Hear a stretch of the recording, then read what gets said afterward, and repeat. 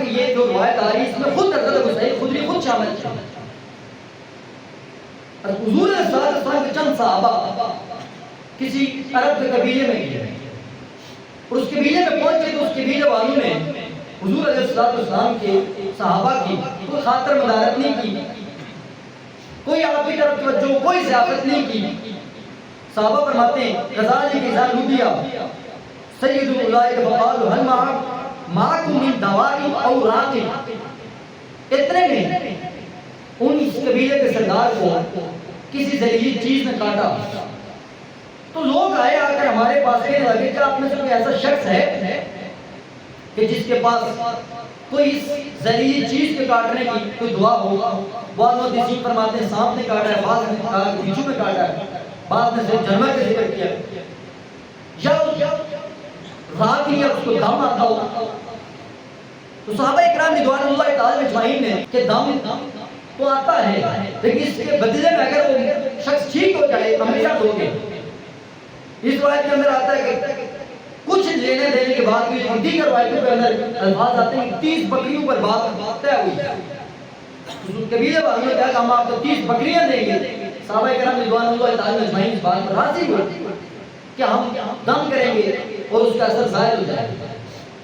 فجعل يقرأ بهم القرآن وتجمع غزاته وينتقل فبرأ. حضور صلی اللہ علیہ وسلم کے صحابہ میں سے ساتھی تھے, انہوں نے جا کر اس شخص پر سورہ فاتحہ پڑھی وتجمع غزاته اور اپنا پڑھ کر تھوک اپنے منہ میں جمع کیا اور پھر وینتقل اور اس تھوک جمع کر کے اس پر تھوک دیا جیسے دم کے اندر کسی چیز کاٹ لوگ کرتے ہیں ایسے. فبارہ وہ شخص وہ سردار جسے کسی زہریلی چیز نے کاٹا تھا ٹھیک ہو گیا. انہوں نے بکریاں دی, وہ بکریاں لے کر حضور کی خدمت میں آئے اور آ کر حضور کی خدمت میں پیش کی. حضور علیہ السلام نے ان سے پوچھا فقال ادراک انها رقیہ, تو تجھے معلوم تھا کہ سورہ فاتحہ دم ہے؟ پھر میرا کریم علیہ السلام نے فرمایا خذوها وضربونی بسہمها. میرے مصطفیٰ کریم علیہ السلام نے فرمایا کہ یہ تم لو اور اس میں سے میرا حصہ بھی مجھے دے. اسی پر جو اس سورت کا نام سورہ رقیہ, اس پر ایک روایت آتی ہے جسے صحیح ابن حبان نے, مسند احمد نے, امام نسائی, امام داؤد, دارقطنی کی محدثین نے نقل فرمایا ہے. حضرت خارجہ بن سعد اپنے چچا سے روایت کرتے ہیں, وہ کہتے ہیں ہم ایک قوم کے پاس گئے, اس قوم والوں نے ایک ایسے شخص کو پکڑ کر لایا اور انہوں نے کہا کہ انک جیت من هذا الرجل بخیر فارقی لنا هذا الرجل. ان لوگوں کے نظریے دیکھیے, صحابہ کے پاس آئے کہ آپ ایک عظیم ہستی کے پاس سے آئے, تو آپ حضور علیہ السلام کے پاس سے جو صحابہ گئے تھے تو ایک عظیم ہستی کے پاس آپ آئے ہیں تو آپ کیا کریں, ہمارے اس نوجوان کو دفن کریں. فاتوا برجل, وہ شخص کو لائے مقتول فی القیود, وہ ایک دیوانہ تھا, پاگل تھا, مجنون تھا اور اس کو باندھا ہوا تھا. فرقاؤ بیوم القرآن ثلاثۃ ایام غدوۃ وعشیۃ. صحابہ میں سے حضور علیہ السلام کے صحابی نے 3 دن مسلسل صبح اور شام سورہ فاتحہ پڑھتے رہے. وَكُلَّمَا خَتَمَ جَمَعَ غُزَاقَهُ, جو اس سورہ فاتحہ ختم کرتے اپنا تھوک اپنے منہ میں جمع کرتے, ثُمَّ نَقَلَ, پھر اس پر دم کرتے, تھوکتے. فَكَأَنَّمَا أُنشِدَ مِنْ نِقَابٍ. صحابہ فرماتے ہیں کہ وہ شخص جو جکڑا ہوا تھا, باندھا ہوا تھا, مرض کے اندر جکڑا ہوا تھا, وہ آزاد ہو گیا. پھر جب یہ سارا معاملہ حضور کی خدمت میں آیا, میرے آقا نے فرمایا قل فَلَأَمْرِي کمن اکل برقیتی باطل, کمن اکل برقیتی باطل. میری عزت کی, میری عمر کی قسم ہے, تو کھا. آج کل تو لوگ باطل طریقے سے کھاتے ہیں, یعنی غلط غیر جائز طریقے سے دم کے ذریعے سے لوگ اس پہ کھاتے ہیں. حضور علیہ السلام نے فرمایا لقد اکلت برقیۃ حق, تو نے تو حق طریقے سے دم کیا ہے اور حق کی طریقے سے دم کر کے تم نے اجرت لیا, تو اس سے کھا سکتا.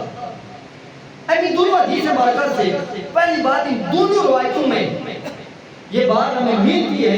ایک روایت میں ایک زہریلی چیز نے کاٹا اور دوسرا شخص پاگل تھا, دماغی مریض میں تھا.